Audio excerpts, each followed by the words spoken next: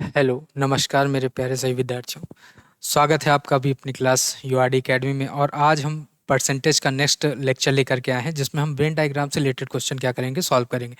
आपने देखा भी होगा कि वर्तमान में हर एग्जाम में लगभग वेन डायग्राम से रिलेटेड क्वेश्चन आते ही हैं। मैथ्स का भी पार्ट है, मैथ्स में ही पूछ लेता है, और कभी कभी रीजनिंग में भी वो क्वेश्चंस क्या कर देता है, डाल देता है। आपने हाल ही में देखा होगा कि जैसे पुलिस का जो पेपर हुआ, उसमें हर शिफ्ट में लगभग वेन डायग्राम का क्वेश्चन आया ही है। और अब आता ही है, मतलब वेन डायग्राम इस समय समझ लीजिए कि हर एग्जाम में आपको एक दो क्वेश्चन क्या है मिलेंगे, ठीक। और बड़ा आसान टॉपिक है, अगर एक बार आपने अच्छे से समझ लिया तो फिर क्वेश्चन करना क्या हो जाता है, आसान हो जाता है। और कॉपी पेन लेकर के बैठ जाइए, क्योंकि बिना कॉपी पेन के मैथ की क्लास में बैठना क्या है, संभव नहीं है ना। ये तो आपको भी पता है ना। तो इसलिए ज़रूरी है कि कॉपी पेन लेकर के बैठिए। और जैसे जैसे हम सॉल्यूशंस करा रहे हैं, वैसे वैसे उनका क्या है, एक नोट्स, प्रॉपर नोट्स भी बनाइए, है ना। प्रॉपर सॉल्यूशन करिए, उसका नोट्स बनाइए। और मैं कुछ सवाल देता हूँ करने के लिए, उसे ज़रूर करें अपने आप से, है ना, तभी आपको मैथ आएगी। और मैंने कहा कि मैं बिल्कुल बेसिक से बिल्कुल छोटी छोटी चीज़ें बताने की कोशिश करता हूँ, कि हर चीज़ क्या है आपको समझ में आ जाए। हर उस बच्चे को समझ में आए जिसको मैथ बिल्कुल भी नहीं आती, कहता मुझे मैथ नहीं आती। तो हमसे पढ़िए और देखिए फिर कैसे मैथ नहीं आती समझ में। तो आगे स्टार्ट किया जाए क्वेश्चंस, चलिए स्टार्ट करते हैं। जैसे कह रहा है कि एक परीक्षा में 70% विद्यार्थी अंग्रेजी में और 65% गणित में उत्तीर्ण हुए। यदि 27% विद्यार्थी दोनों विषयों में अनुत्तीर्ण हो रहे हों तथा 248 दोनों विषय में उत्तीर्ण रहे हों, तो कुल कितने विद्यार्थी परीक्षा में बैठे। इन एग्जामिनेशन 70% ने pass in English and 65% in mathematics, 27% failed in both subjects. Both subject मतलब इंग्लिश और मैथ। और दो 248 pass in both subject. Then how many students appeared in the examination. तो देखिए मैं यहाँ पर बता रहा हूँ, पहले तो कुछ चीज़ समझ लीजिए। पहले मैं एक पेज ले रहा हूँ, और उसमें आपको मैं एक चीज़ समझाता हूँ कि वेन डायग्राम जब हम बनाएंगे, क्योंकि वेन डायग्राम देखिए हम डायरेक्ट भी सॉल्व करेंगे, जरूरी नहीं कि हम दो कमोडिटी या दो वस्तुओं के लिए हम वेन डायग्राम ही बनाए, जरूरी नहीं है। लेकिन वेन डायग्राम आपको समझ में आना चाहिए। जैसे मैंने कहा कि मान लीजिए दो वस्तुएं दे दी या दो चीज़ें दे दी उसने, मान लीजिए ए और बी। ये किसके लिए वेन डायग्राम है, ए के लिए, और ये किसके वेन डायग्राम है, बी के लिए। ये इंटरसेक्शन पार्ट है। इंटरसेक्शन पार्ट मतलब जो कॉमन है दोनों में। मैं इनका कलर चेंज कर दे रहा हूँ। ये इंटरसेक्शन पार्ट है जो दोनों में क्या है, कॉमन है। और जो कॉमन पार्ट होता है इसको हम किससे लिखते हैं, ए इंटरसेक्शन बी लिखते हैं कि ना। और ये पूरा, ये जो पूरा ये वाला पार्ट है, कौन सा, ये जो पार्ट है, ये वाला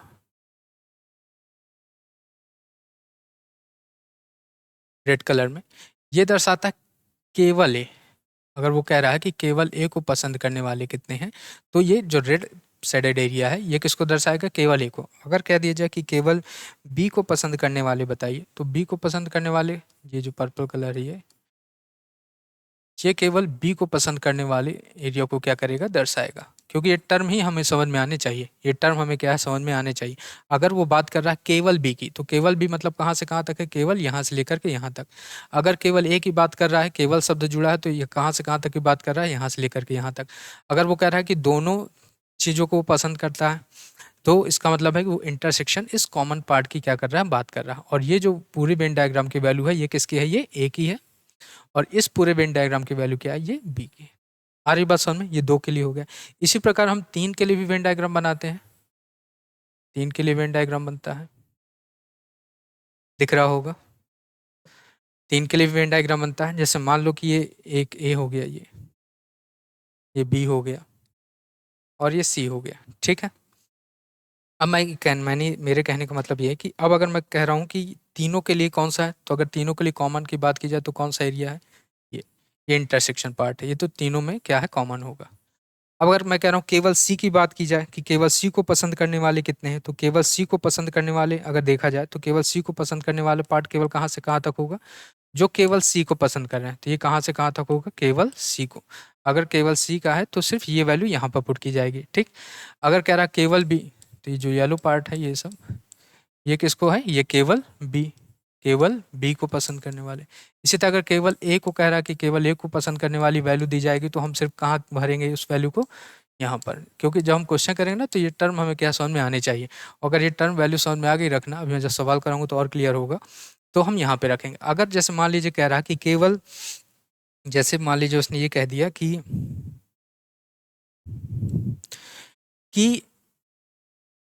ए और सी दोनों को पसंद करता है लेकिन उसमें बी नहीं आना चाहिए। ए और सी को तो पसंद करता है लेकिन बी को नहीं, तो इसका मतलब सिर्फ वो इतना पार्ट लेने की बात कर रहा है, ये पार्ट। आ रही बात समझ में? अगर इसी तरह कह रहा है कि बी और सी को पसंद करता है लेकिन ए को नहीं, तो फिर वो कितना पार्ट कह रहा है, तो फिर इस पार्ट को कह रहा है। आ रही बात समझ में? अगर कह देगा कि ए केवल ए और बी को पसंद करता है, सी को नहीं, तो इसका मतलब ये कौन से पार्ट की बात कर रहा है, इस वाले पार्ट की।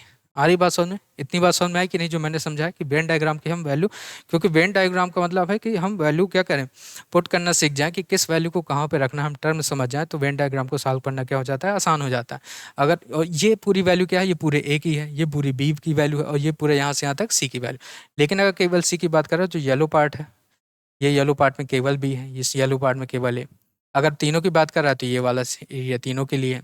रेड पार्ट में बात कर रहा है तो रेड का मतलब ये है कि ए और सी तो पसंद करता है लेकिन बी को नहीं। अगर इसी की बात करें यहाँ पर तो बी और सी को पसंद करता है लेकिन ए को नहीं। अगर इसकी बात करें इस रेड पार्ट की, तो किसको पसंद करता है, ए और बी को पसंद करता है लेकिन सी को नहीं। आ रही बात समझ में? अब हमने एक सेट थ्योरी आपने पढ़ी भी होगी, तो सेट थ्योरी के लिए फार्मूला भी चलता है। क्या होता है, एन ए यूनियन बी बराबर क्या होता है, N A plus N B minus N A intersection B. पढ़ा होगा ये फार्मूला। एक फार्मूला ये होता है एन ए यूनियन बी बराबर N A plus N B minus N A intersection B. ठीक है। और एक फार्मूला आपने और पढ़ा होगा, ये दो के लिए हो गया, अगर तीन के लिए भी लिखना फार्मूला तो भी हम लिख सकते हैं एन एन ए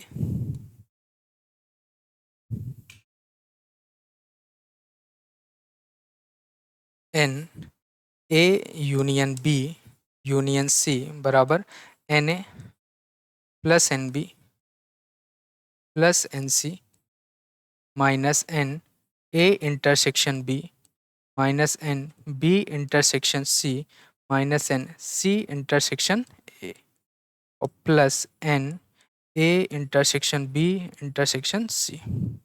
आ रही बात समझ में? तो ये फार्मूले है। देखिए हम फार्मूले का जनरली यूज़ नहीं करेंगे, हम वेन डायग्राम से तुरंत क्वेश्चन क्या कर सॉल्व कर सकते हैं, क्योंकि वेन डायग्राम ने अगर आपको बनाना आ गया तो हर एक क्वेश्चन का आंसर देना क्या हो जाता है, आसान हो जाता है। आपने सारी वैल्यू अगर भर ली तो हर एक क्वेश्चन का आंसर क्या हो जाएगा, देना आसान हो जाएगा। क्लिक कहीं कहीं फार्मूला भी आसान लगता है कि कहीं कहीं फार्मूला भी ईजी होता है, तो इसलिए फार्मूला भी क्या हो, पता हो। ठीक है, हमें हर हर एक चीज़ क्या है, आनी चाहिए।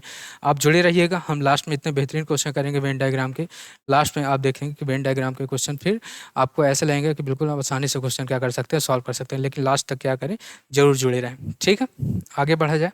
तो इतनी चीज़ तो आपको समझ में आ गई होगी। अब हम क्वेश्चन की बात करते हैं। जो क्वेश्चन जैसे दिया गया, जैसे क्वेश्चन दिया गया था उसको स्टार्ट करते हैं।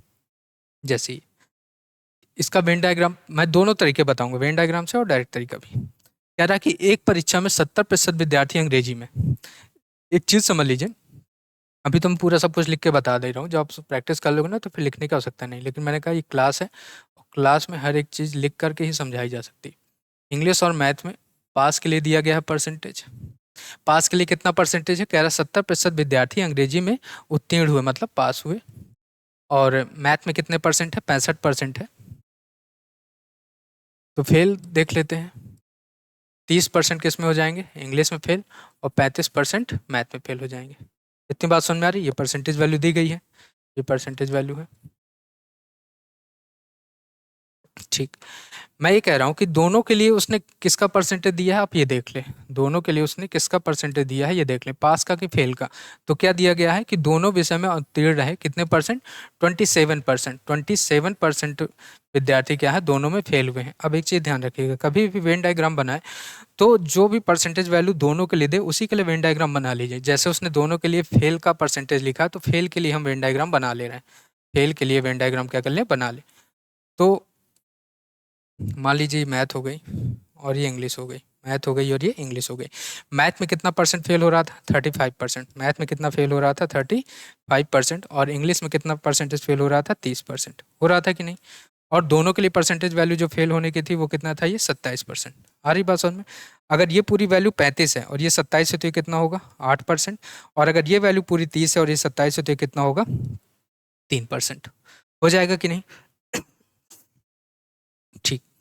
लेकिन बाद में ये देख लीजिए कि न्यूमेरिक वैल्यू किसकी दी गई है। कह रहा 248 दोनों विषय में क्या है, उत्तीर्ण हो। इसका मतलब पास की वैल्यू दी गई।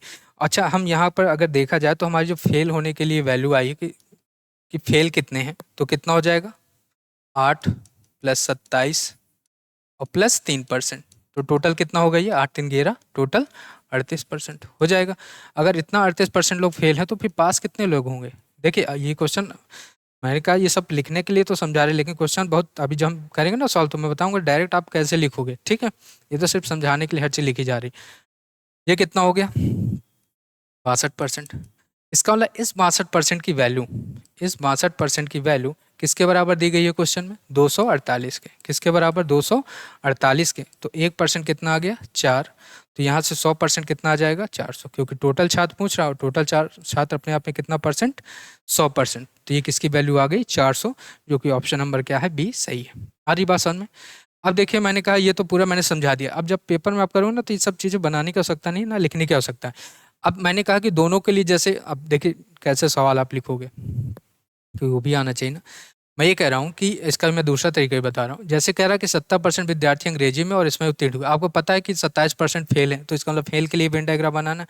तो आप डायरेक्ट वेन डायग्राम ऐसे बना लोगे, ये 27 हो गया, ये 70 है, 70 में बच्चा 30, तो ये 3 आ जाएगा, है ना। ये वैल्यू 70 है, ये वैल्यू कितना है सॉरी पास के लिए 30, और ये 35, और ये 8, और ये कितना हो गया 48,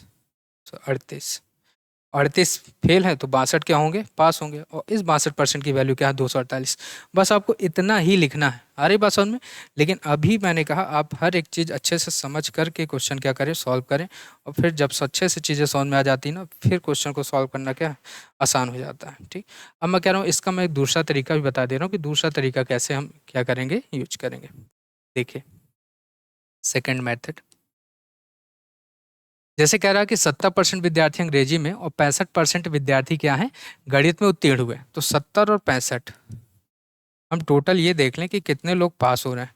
तो 70 और 65 टोटल कितना होगा 135% क्या है पास हो रहे हैं। ठीक, 27% विद्यार्थी क्या है फेल हो रहे हैं। तो 27% का मतलब 27% विद्यार्थी फेल हो रहे हैं। अगर 27% फेल हो रहे हैं, 27% क्या हो रहे हैं फेल हो रहे हैं, तो इसका मतलब 73% लोग क्या हो रहे होंगे पास हो रहे होंगे कि नहीं। ठीक, लेकिन अपने अनुसार जो टोटल पास वैल्यू आ रही है वो कितनी आ रही है 135, और ये कितना 73। तो अगर हम 73 इसमें घटा लें तो हमें वो वैल्यू पता चल जाएगी 62%, जो दोनों के लिए, जो स्ट्राई 62% है ना, ये कैसी वैल्यू है 62% वो संख्या है जो दोनों के लिए दर्शा रहा है कि दोनों 62% क्या है पास हैं। तो 62% ही किसके बराबर है 62% ही किसके बराबर 248 के, और 1% 4, तो 100% कितना हो गया 400। ये एक दूसरा तरीका है। समझ में आ गया? आपको दोनों तरीके समझ में आ गए होंगे। मैंने कहा वेन डायग्राम बहुत अच्छे से आना चाहिए, क्योंकि 3 के लिए भी वेन डायग्राम आता है, इसलिए मैंने कहा वेन डायग्राम भी सीखना बहुत ज़रूरी है। ठीक है, ये समझ में आ गया दूसरा तरीका क्या है। अब हम आगे क्वेश्चन की ओर बढ़ते हैं, और अगला क्वेश्चन देखिए सेम इसी तरह का है, और मैं एक सवाल और कराता हूँ, आपको बहुत अच्छे समझ में आ जाएगा। कह रहा परीक्षा में 60% विद्यार्थी अंग्रेजी में तथा 70% गणित में उत्तीर्ण हुए। यदि 20% विद्यार्थी दोनों विषयों में अनुत्तीर्ण रहे हों तथा 25% दोनों विषयों में उत्तीर्ण रहे हों, तो कह रहा तो कुल परीक्षार्थियों की संख्या कितनी। ठीक, तो पहले मैंने कहा वेन डायग्राम ही बनाएंगे, पहले वेन डायग्राम फिर दूसरा मेथड। मान लीजिए पास और फेल। पास के लिए कितना परसेंट कह रहा है इंग्लिश में 60%, तो फेल कितना होगा 40%। अंग्रेजी में 70% पास बोल रहा है, तो 30% क्या होगा फेल होगा। और इंग्लिश और मैथ में देख लो परसेंटेज फेल का कितना परसेंट है 20% फेल होने के लिए कह रहा। मैंने कहा वेन डायग्राम फेल के लिए ही बना लो। तो वेन डायग्राम अगर फेल के लिए बनाएंगे तो ये मैथ मान लो, और ये इंग्लिश मान लिया। कितना मान लिया इंग्लिश मान लिया। अब कह रहा दोनों कितना है ये 20 है। ये वैल्यू कितनी है इंग्लिश के लिए 40 है, और मैथ के लिए कितनी ये वैल्यू 30 है। फेल के लिए बना रहे सारी वैल्यू फेल के लिए रखेंगे यहाँ पर।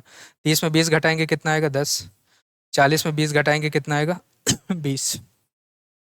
ठीक है, तो 20 20 40 10 50, इसका मतलब है कि 50% लोग क्या है फेल हैं। अगर 50% फेल हो गए तो पास कितने होंगे बताइए 50% ही क्या हो जाएंगे पास हो जाएंगे। आ रही बात समझ में कि नहीं? अब इसी 50% की वैल्यू किसके बराबर है 2500 के बराबर। तो अगर हम 100% की बात करें तो कितना आ जाएगा ये वैल्यू 5000। तो इसका मतलब कुल छात्रों की संख्या कितनी है 5000, जो कि ऑप्शन नंबर क्या है डी है। नहीं आसान है? अब मैंने कहा इसी का दूसरा तरीका जो मैंने भी बताया था कि दूसरा तरीका हम कैसे लगा सकते हैं। तो टोटल परसेंटेज वैल्यू जोड़ लो, कितना है 60% और 70%, 7 6 13 130%। अब देखो ये कितना ज़्यादा है, ये कह रहा है 20% विद्यार्थी अनुत्तीर्ण है, 20% क्या है अनुत्तीर्ण, मतलब फेल है। अगर 20% फेल हैं तो 80% क्या होंगे, पास होंगे। अब बताओ यहाँ तो 130 दिखा रहा है, 80% और 130 में 80 घटा देंगे, कितना आ गया 50%। इसका मतलब ये जो 50% वैल्यू है, ये जो 50% वैल्यू है, ये दोनों के लिए है कि दोनों इंग्लिश और मैथ में क्या है पास हो रहे हैं। और इस 50% की न्यूमेरिक वैल्यू क्वेश्चन में दी गई है 2500, तो 5 अंक 25 और 1 जीरो हम और लगा लेंगे, तो 100% की वैल्यू कितनी आ गई 5000। जो कि मैं दोनों तरीके बताएं आपको, दोनों तरीके ही क्या है समझ में आ गए होंगे, समझ में आ गया। कभी भी ऐसे क्वेश्चंस आए तो ये भी काम आता है और ये भी काम आता है, हर चीज़ आपको अच्छे से समझ में क्या है आनी चाहिए। बताइए समझ में आ रहा होगा, नहीं समझ में आ रहा, ठीक है।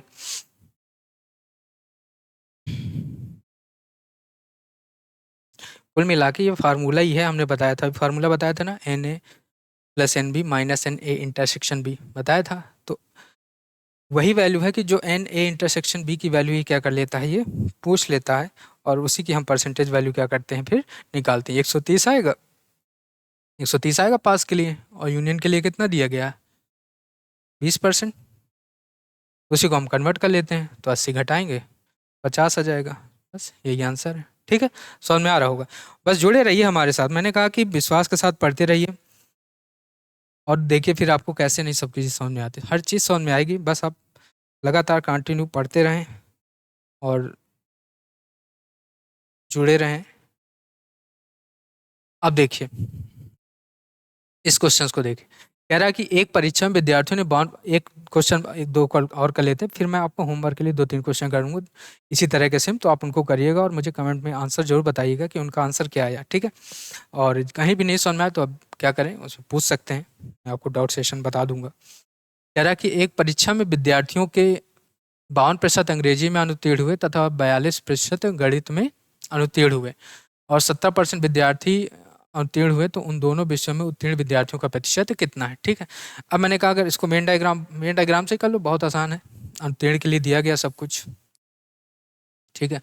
मान लो ये मैथ हो गए और ये इंग्लिश के लिए हो गया, और कह रहा है कि दोनों विषय में उत्तीर्ण का ही दिया है, ये 17% दिया है दोनों के लिए, 17%, ठीक है। और परीक्षा में 52% अंग्रेजी में ही अनुत्तीर्ण हो रहा है, अंग्रेजी में कितना है 52%, इस पूरे वेन डायग्राम की वैल्यू 52% है, और ये कितना है गणित में 42%, गणित में कितना है 42%। तो पूछ रहा है कि दोनों विद्यार्थियों में उत्तीर्ण विद्यार्थियों का प्रतिशत कितना है, तो यहाँ से हम निकाल लें अनुत्तीर्ण, ये अनुत्तीर्ण के लिए टोटल दिया, तो बाद में हम 100 में घटा लेंगे, ठीक है। इतनी बात समझ में आ रही कि नहीं। अच्छा ये बताइए 42 में 17 घटा देंगे तो कितना आ जाएगा, ये 25% आ जाएगा, और 52 में 17 घटा देंगे तो कितना आ जाएगा 35%, इतना आ जाएगा कि नहीं, ठीक है। मैंने कहा इन सबको जोड़ लोगे तो ये फेल के लिए आएगा, किसके लिए आ जाएगा, क्योंकि वेन डायग्राम फेल का है। 25% प्लस 17% और प्लस 35%, तो 60 10 70 77, 77% क्या है फेल है। तो अगर पास की पूछा जाए, तो पास अगर पूछेंगे तो 100 में 77 घटा लेंगे तो कितना आ जाएगा 23%। आ रही बात समझ में कि नहीं, है ना, इतनी बात समझ में आ रही होगी, ठीक, कितना आ गया 23%। बताइए आसान नहीं है, आसान लगेगा, सब कुछ आसान लगेगा, लेकिन क्या है लगातार मेहनत करनी पड़ेगी। अगर आप मेहनत नहीं कर रहे तो समझ लीजिए कि आप अपने पैरों पे कुल्हाड़ी में, तैयारी तो कर रहे हैं लेकिन मेहनत नहीं कर रहे हैं। आप लगातार देखिए, नौकरी पाने के लिए क्या है लगातार पढ़ना बहुत ज़रूरी, ठीक है। आप ये सोचें कि बस बैठे बैठे सब कुछ मिल जाए, ऐसा पॉसिबल नहीं है। जब तक आप स्वयं से मेहनत नहीं करेंगे तब तक कुछ होने वाला नहीं। मैं पढ़ा दूंगा, लिखा दूंगा, आप देख लेंगे वीडियो, आप दोबारा अपने आप से सॉल्व नहीं करेंगे तब कुछ भी आने वाला नहीं। इसलिए आपको भी क्या है लगातार इसी तरह क्या है पढ़ना पड़ेगा, ठीक है। चलिए आगे बढ़ते हैं। देखिए धीरे धीरे चीज़ें आती हैं समझ में। आप सोचे कि एक ही दिन में आप महारथी बन जाएं, ऐसा कुछ भी नहीं है। जैसे बच्चे आते हैं ऑफलाइन क्लास में, एक दिन आए 2 दिन आए, फिर कहते हैं अरे सर समझ में नहीं आया, 2 दिन, आपको 2 दिन में थोड़ा समझ में आ जाएगा, है कि नहीं। अगर 2 दिन में हर चीज़ हर लड़के को आने लगे समझ में, तो हर घर में एक सरकारी नौकरी वाला बैठा हो, ठीक है। तो आपको जो लगातार लगा रहता है कि नहीं आ रहा, फिर भी वो पढ़ रहा है, मेहनत कर रहा है, फिर देखिए एक दिन नहीं आएगा, 2 दिन आएगा, चौथे दिन फिर देखिए आपको वही चीज़ क्या है आसान लगेगी, और वही चीज़ अच्छे से क्या है समझ में आएगी, है ना। तो इस क्वेश्चन को देखिए और मैं कुछ टाइम लीजिए और करके दिखाएं मुझे सवाल को, क्योंकि सेम क्वेश्चन है। उम्मीद करता हूँ कि आप सब करके मुझे दिखाएंगे इसको। पढ़ लीजिए। कह रहा इन examination 70% candidates pass in English. English में कितने पास हैं? 70%। 80% इन मैथमेटिक्स में पास हैं and 10% fail in both the subject, मतलब दोनों में 10% फेल है। कह रहा 144 candidate pass in both the subject, then what is the total number of candidate. ठीक है। कह रहा कि किसी परीक्षा में अंग्रेजी में 70% और गणित में 80% पास हैं, 10% दोनों विषय में क्या है? फेल हैं। यदि 144 अभ्यर्थी दोनों विषयों में पास होते हैं तब अभ्यर्थियों की कुल संख्या कितनी है ना? कर लिया होगा इतनी देर में। मैं कह रहा हूँ अगर सेकंड मेथड भी लगाना है तो आप सेकंड मेथड जो मैंने अभी बताया था उसको लगा सकते हो। जैसे मैंने कहा दोनों को क्या है? पास हो रहे हैं, तो दोनों परसेंटेज आप जोड़ लीजिए, 70% और 80%। टोटल कितना हो गया? 8 7 15 150% हो जाएगा। कह रहा है कि 10% दोनों विषयों में क्या है? फेल होते हैं। 10% दोनों विषयों में क्या होते हैं? फेल होते हैं। तो अगर 10% फेल हो रहा है, अगर 10% क्या हो रहा है? फेल हो रहा है। 10% क्या हो रहा है? फेल हो रहा है। तो इसका मतलब है कि 90% क्या हो रहे होंगे? पास होंगे। होंगे कि नहीं? लेकिन ये वैल्यू तो 150 है ना, तो 90 घटा लीजिए, तो कितना आ गया यहाँ से? 60%। ये 60% वैल्यू किसको दर्शाती है? जो दोनों के लिए है। और क्वेश्चन में 60% कितना है? 144। क्वेश्चन में 60% कितना है? 144। इसको सॉल्व करेंगे तो 6 दूनी 12, 6 चौको 24। 10% की वैल्यू अगर 24 है तो 100% की वैल्यू कितनी आ जाएगी? 240, जो कि क्या है? Option number C right answer है। समझ में आया? समझ में आ गया होगा। ठीक है। तो ये मैंने दोनों तरीके बताए आपको। आपका दूसरा तरीका मैंने पहले सॉल्व करा दिया। मैंने कहा अगर इसका वेन डायग्राम बना तो मैंने कहा अब लिखने की आवश्यकता नहीं, आप वेन डायग्राम तुरंत बना सकते हो। वेन डायग्राम तुरंत बना सकते हो। मैंने कहा दोनों के लिए फेल के लिए बनाना है। अंग्रेजी में 70% क्या हो रहा है? पास हो रहा है। एक तो इंग्लिश के लिए लिख लो और ये मैथ के लिए लिख लो। लेकिन मैंने कहा दोनों के लिए अगर फेल के लिए वेन डायग्राम बनाना है तो क्योंकि दोनों के लिए फेल के लिए परसेंटेज दिया तो फेल का ही बना लीजिए। 70% किस में दिया है? अंग्रेजी में पास है, तो इसका मतलब 30% पास, 30% क्या हो रहे होंगे? फेल।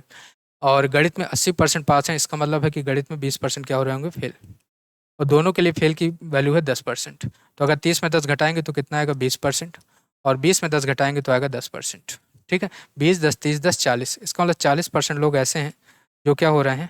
फेल हो रहे हैं। लेकिन जो न्यूमेरिक वैल्यू दी है वो पास के लिए दी है, तो इसका मतलब 60% लोग क्या हो रहे होंगे? पास हो रहे होंगे। बस 60% की वही वैल्यू जो मैंने अभी बताया। 60% 200 कितना दिया गया था क्वेश्चन में? 144। 60% वैल्यू किसके बराबर दी गई थी? 144 के। तो वही हमने सॉल्व किया। 24 100% कितना आ गया? 240। दोनों ही तरीके सही हैं। दोनों ही तरीके क्या हैं? टाइम टेकिंग बिल्कुल भी नहीं है। आप कोई भी क्वेश्चन लेकर के आराम से क्या कर सकते हैं? सॉल्व कर सकते हैं। समझ में आ रहा है? ठीक है। अभी यहाँ बार बार आपको लिखने की आवश्यकता नहीं, वो तो सिर्फ समझाया गया है। मैंने कहा वेन डायग्राम अगर दोनों के लिए जो भी वैल्यू दे, आपको बस क्वेश्चन देखना, मैं शुरू से बता रहा हूँ। परसेंटेज में जो भी न्यूमेरिक वैल्यू दे, जिस चीज़ की दे, उसी की परसेंटेज वैल्यू क्या कर लीजिए? निकाल लीजिए, क्योंकि वही तो आपस में बराबर होंगी।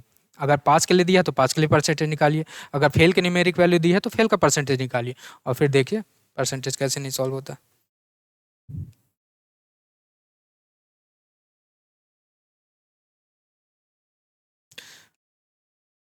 जैसे क्वेश्चन ये दिया गया, पढ़ें इसे और करें अपने आप से। लिखा है कि यहाँ लिखा हुआ मैं पढ़ रहा हूँ। 40% लोग समाचार एक्स पढ़ते हैं, 50% लोग समाचार वाई पढ़ते हैं और 10% लोग दोनों समाचार पढ़ते हैं, एक्स और वाई। कितने प्रतिशत लोग दोनों में से कोई भी समाचार पत्र नहीं पढ़ता? कह रहा 40% people read X newspaper, 50% people read Y newspaper and 10% people read both newspapers. What percentage of people do not read either of the two newspaper? मतलब ऐसा परसेंटेज बताना जो कोई भी समाचार पत्र नहीं पढ़ते हैं। ठीक है। कर लोगे? करिए, 1 सेकंड लीजिए और सवाल को करिए। मैं क्वेश्चन दिख रहा होगा, वैसे दिख रहा होगा। और बताइए समझ में आ रहा है? मज़ा आ रहा है ना पढ़ने में, है ना? बस एंजॉय के साथ ही पढ़िए। देखिए पढ़ाई को बोझ की तरह नहीं पढ़ना, एंजॉय के साथ पढ़ना है। पढ़िए और बिल्कुल जब मन लगे तो बिल्कुल पढ़ाई में ही मन लगे, है ना? और किसी चीज़ में ना लगे। अगर नहीं पढ़ रहे हो और उस समय घूमना है तो आप घूम ही लीजिए अच्छे से।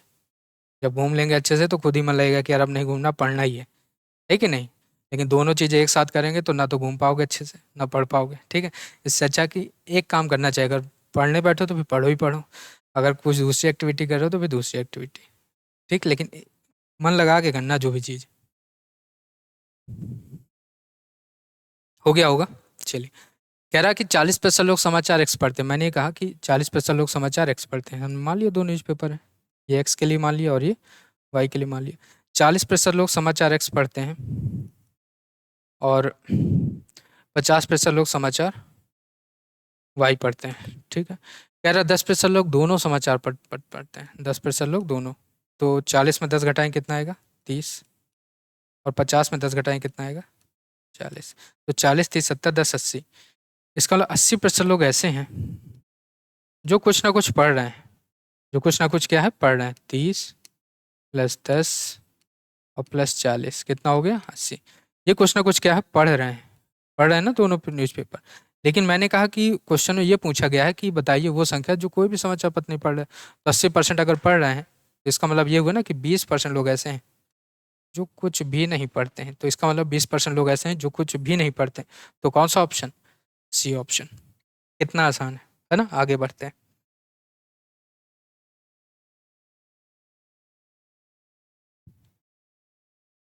चलिए करते हैं इस सवाल को।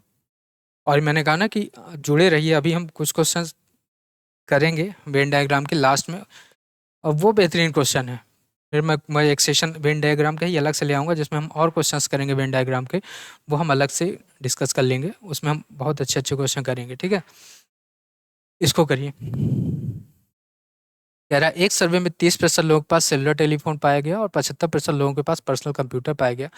यदि 25% लोगों के पास सेलुलर टेलीफोन और पर्सनल कंप्यूटर दोनों है तो लोगों का वह कितने प्रतिशत है जिनके पास सेलुलर टेलीफोन या पर्सनल कंप्यूटर या दोनों होगा? ठीक है, यही पूछ रहा है, ठीक है कर लेंगे। आप वेन डायग्राम बना लेंगे? अरे आराम से वेन डायग्राम बना सकते हैं अब तो। मान लीजिए सेलुलर टेलीफोन है और ये हो गया आपका पर्सनल कंप्यूटर पीसी।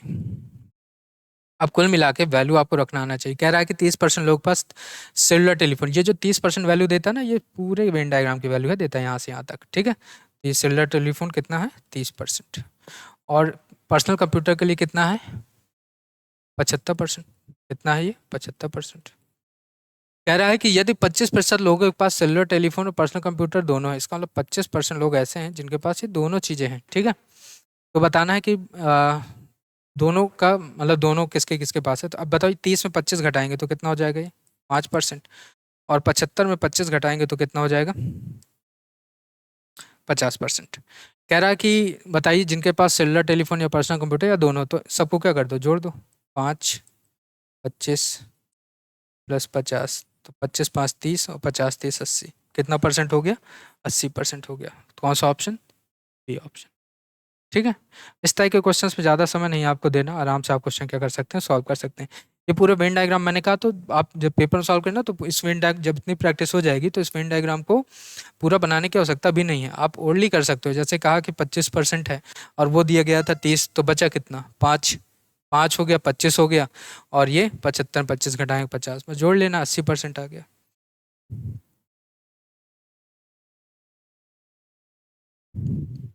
चलिए एक ये क्वेश्चन कह रहा है कि एक कार्यालय में 72% कर्मचारी चाय पीते हैं और 44% कर्मचारी कॉफी पीते हैं। 72% कर्मचारी कॉफी पीते हैं, ठीक है।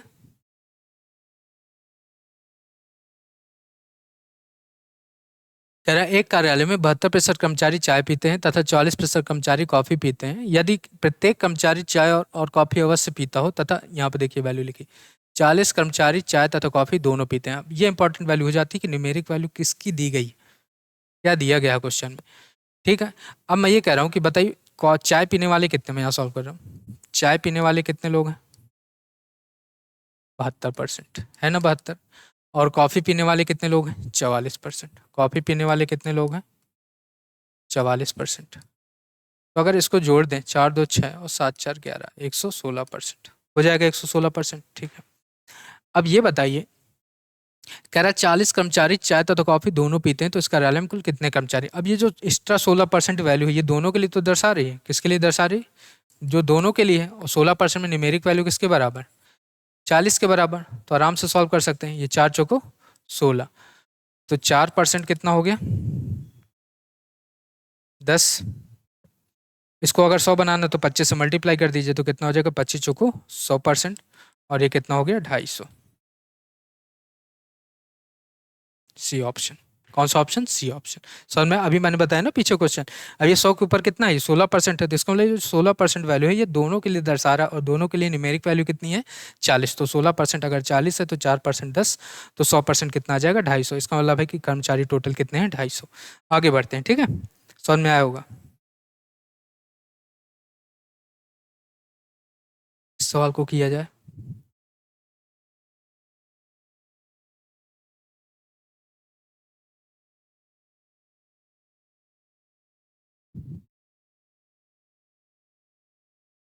कह रहा है कि एक छात्रावास में 600 लड़के हैं, इनमें से प्रत्येक हॉकी अथवा फुटबॉल अथवा दोनों खेल खेलता है। यदि 76% लड़के हॉकी तथा 45% लड़के फुटबॉल खेलते हो, तो कितने विद्यार्थी दोनों खेल खेलते हैं, ठीक है।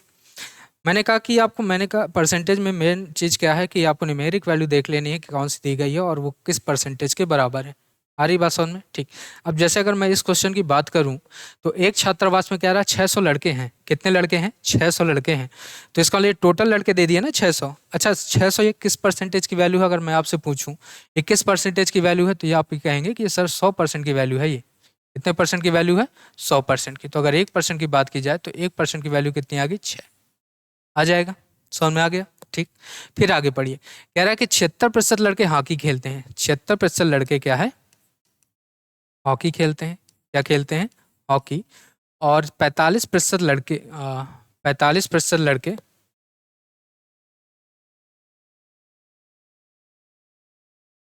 45% लड़के क्या खेलते हैं, फुटबॉल खेलते हैं। तो कितने विद्यार्थी दोनों खेल खेलते हैं।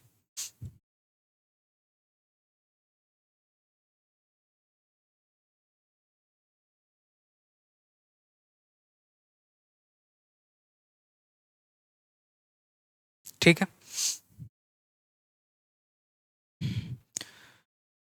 तो 76 और ये 45 कितना हो गया, 6 5 11 7 4 11 1 12 121। ठीक है, हो गया 121। अब वो ये बताइए, ये ऊपर कितना है, ये 100 से कितना ऊपर, 21। इसका मतलब 1% की अगर वैल्यू 6 है, तो यहाँ से हम 21% की वैल्यू निकाल सकते हैं कि नहीं। तो 6 कितना आ गया, 6 कम 6 6 दूनी 12, 126। ऑप्शन में नहीं दिया गया, कहाँ एरर है, आप देख सकते हैं एरर कहाँ है। कहीं मिसप्रिंट है क्या क्वेश्चंस, टीम देख सकती है हमारी कि कहीं क्वेश्चन मिसप्रिंट है क्या ये।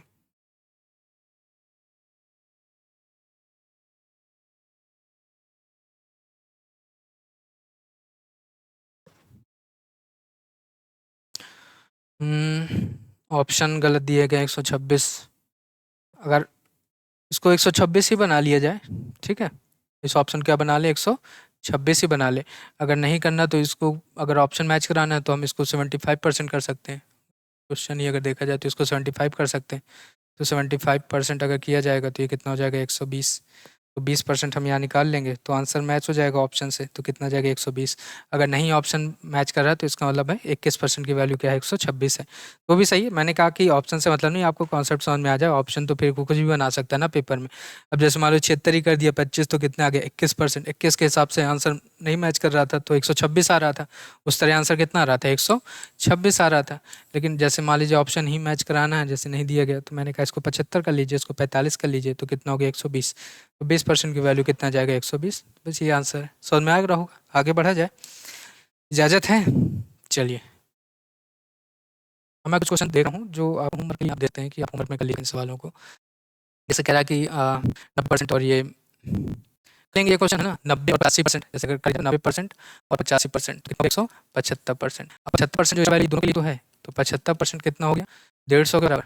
तो 75 दूनी 150, तो 1% की वैल्यू 2। तो हमें 100% ही तो चाहिए, तो 100% कितना हो जाएगा, 200। और ऑप्शन नंबर सी क्या है, सही है। आ रही बात समझ में कि नहीं? समझ में आ गया होगा। 90%, 85%, 175 यूनिट किसके बराबर है, 150। अब इस टाइप का क्वेश्चन आप समझ गए होंगे। मैंने कहा हर का क्वेश्चन मैं आपको करूँगा ताकि ये ना हो कि आपको क्वेश्चन रह जाए। जैसे ये होमवर्क के लिए कुछ क्वेश्चन आपको होमवर्क के लिए मैं दूँ, आप इन्हें जरूर करें। सेम सवाल है बिल्कुल, ठीक है, इससे करिएगा।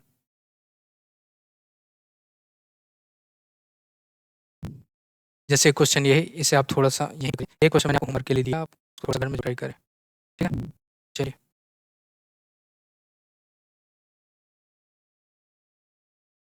हुँ? और अभी कह रहा है एक ऑफ़िस में 58% लोग कॉफ़ी पीना पसंद करते हैं, जबकि 72% लोग पीना पसंद करते हैं। यदि केवल कॉफ़ी पीने वाले 140 हों, तो कितने लोग केवल चाय और पीते हैं? ठीक है? ये कर लिया होगा इस सवाल को?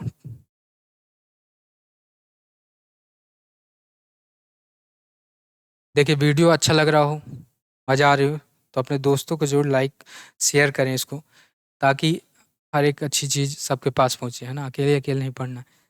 तो और जितने ज़्यादा आप सपोर्ट करेंगे, उतना ज़्यादा हम क्या है, उत्साहित होंगे आपको पढ़ाने के लिए भी, हमें भी अच्छा लगेगा। इसलिए कहते हैं कि वीडियो को ज़्यादा से ज़्यादा क्या करें, देखें, समझें और सवाल कोई भी नहीं आए तो आप क्या करें, कमेंट पे पूछ सकते हैं। कोई भी डाउट हो क्या आप पूछ सकते हैं, ठीक है?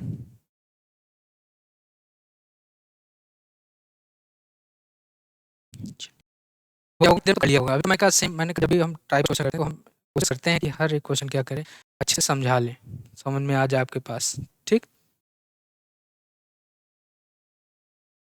वीडियो लाइक तो नहीं करा? कह रहा है एक ऑफिस में 58% लोग कॉफ़ी पीना पसंद करते हैं। 58% लोग क्या है, कॉफ़ी पीना पसंद करते हैं। जबकि 72% लोग चाय पीना पसंद करते हैं। यदि केवल कॉफ़ी पीने वाले, देखिए यहाँ पर जो न्यूमेरिक वैल्यू है, वो ध्यान देने वाली बात है कि किसके लिए दी गई है। किसके लिए दी गई है? केवल कॉफ़ी। तो हमें परसेंटेज निकालना पड़ेगा केवल कॉफ़ी का। इसलिए मैंने कहा थोड़ा-सा वेन डायग्राम बना लेते हैं, ठीक है? मान लो ये कॉफ़ी के लिए है और ये चाय के लिए है, ठीक है? अब 58% लोग कॉफ़ी पीना पसंद करते हैं, 58% लोग ऐसे हैं कॉफ़ी पीते हैं। चाय वाले पीते हैं 70%। तो 58 और 72 अगर हम जोड़ दें, 58 और 72 क्या कर दें?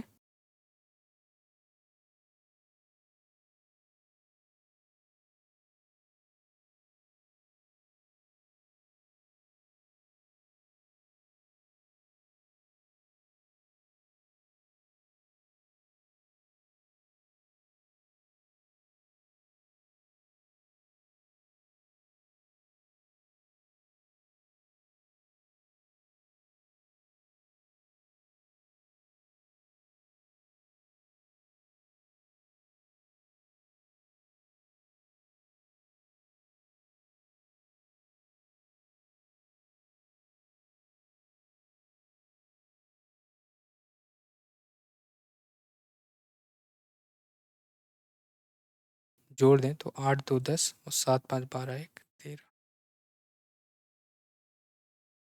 ठीक है? तो इसका मतलब 30% वैल्यू ऐसी है जो दोनों के लिए है। चाय और कॉफ़ी जो दोनों पसंद करते हैं वो 30% लोग हैं। कितने लोग हैं? 30% लोग हैं, ठीक? ये टोटल 58 है, अगर ये 30 है तो ये वैल्यू कितनी होगी? 28%। अगर ये 72 है, ये 30 है तो ये कितनी वैल्यू होगी? 42%।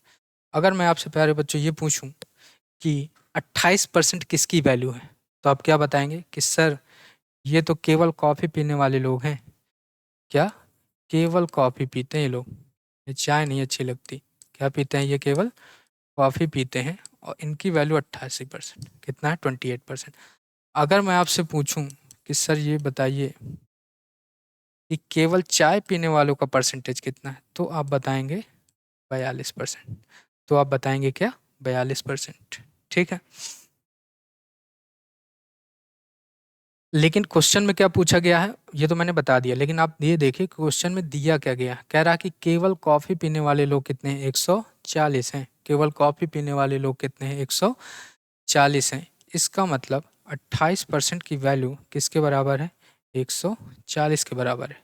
28% की वैल्यू किसके बराबर है? 140 के बराबर है। तो इसको अगर हम सॉल्व कर लें तो 14 दूनी 28 और 2 पंचे, या ये कहें कि 1% की वैल्यू 5 ही कर देते हैं सीधे-सीधे, है ना? कुछ नहीं, 5 से ना बनाओ उसको, 5 से ही काट दो, ठीक है? 28% की वैल्यू किसके बराबर? 140 के, तो 1% की वैल्यू 5। उसने क्या पूछा था कि केवल चाय पीने वाले बताइए, तो केवल चाय पीने वाले आपके पास 42% है।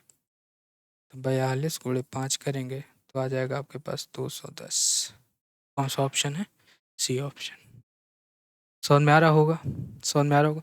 मैंने कहा अभी हम परसेंटेज के, मैंने कहा टाइप वाइज क्वेश्चन ख़त्म करेंगे हर एक लेक्चर पे, और फिर 2-3 क्लास ऐसी लेंगे जिसमें हम प्रीवियस ईयर क्वेश्चंस क्या करेंगे, सॉल्व करेंगे, ताकि आपको समझ में आ जाए कि जितना पढ़ाया गया हर पेपर में उसी टाइप के लगभग लगभग क्वेश्चन क्या आते हैं। डाटा चेंज होगा, थोड़ा सा लैंग्वेज चेंज होगी, लेकिन क्वेश्चन के कॉन्सेप्ट क्या होंगे वही होंगे। ठीक, समझ में आ गया क्वेश्चन क्या था?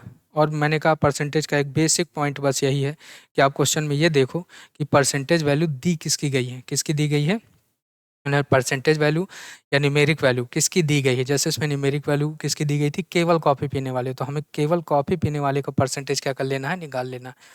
वही हमने निकाला, दोनों को जोड़ दिया तो कितना आ गया, 130। लेकिन जो 30% वैल्यू है ये क्या है, ये दोनों लोग ऐसे हैं जो दोनों चीज़ें क्या है पीते हैं, चाय और कॉफ़ी दोनों। ये 58 हो गया, ये 30, तो ये बचा 28। ये 72 है, ये 30 है, तो ये बचा 42। इसका मतलब केवल चाय पीने वाले 42% है, केवल कॉफ़ी पीने वाले 28% है। और इस 28% की वैल्यू क्वेश्चन दी गई थी 140, तो 1% 5, तो 42% 210। ठीक है, आगे बढ़ा जाए। हम्म,